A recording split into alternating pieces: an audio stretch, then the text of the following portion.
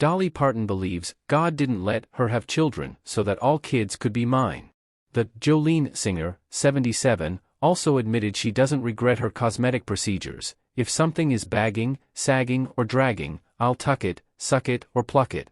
Dolly Parton says she doesn't regret not becoming a mother. I haven't missed it like I thought I might, the country legend, 77, told Saga magazine for its January issue. When you're a young couple, you think you're going to have kids, but it just wasn't one of those burning things for me. I had my career and my music and I was traveling. Parton added that she'd be concerned about raising a child today, given the current state of the world. If I'd had kids, I'd have stayed home with them, I'm sure, and worried myself to death about them, she explained. With everything that's going on, I'd hate to be bringing a child into this world right now. But that doesn't mean she doesn't feel connected to children. Along with her great-nieces and great-nephews for whom she plays Granny Claus in a Santa suit each Christmas, the Jolene singer has also gifted more than 220 million books to children around the world through her Imagination Library initiative launched in 1995.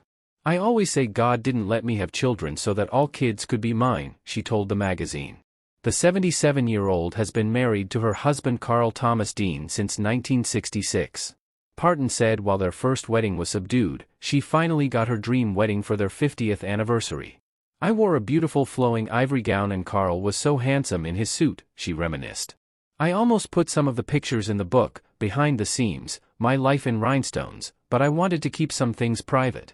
Parton also admits that she's not much for exercise and does just enough to get by, adding that she's not opposed to plastic surgery. If something is bagging, sagging or dragging, I'll tuck it, suck it or pluck it, she joked. She says she's only regretted a procedure on occasion. Every now and then you'll get a hematoma, or sometimes with fillers and Botox you can get too much and have to wait till the swelling goes down to look normal again, she said. It means that instead of being back at work in 2 weeks, it's a month. Parton also addressed not being able to take up Kate Middleton on her invitation to tea while she was in London last summer. I only had one full day and I did not have a second to do anything else besides work, she explained. But make sure people know I didn't turn the invitation down. I was honored and flattered that she even asked me.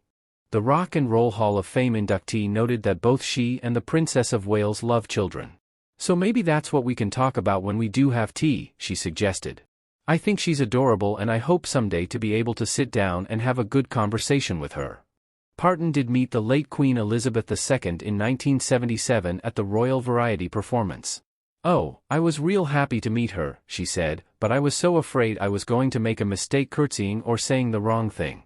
But she was so sweet and down home, just very warm and very generous. The I Will Always Love You singer, who promises she can't ever imagine retiring, recently came out with a new record, her first rock album, which includes guest artists like Paul McCartney, Elton John and goddaughter Miley Cyrus. I think people are going to be surprised when they hear me do rock and roll, she told the magazine. Reps for Parton didn't immediately respond to SSN24 Digital's request for comment.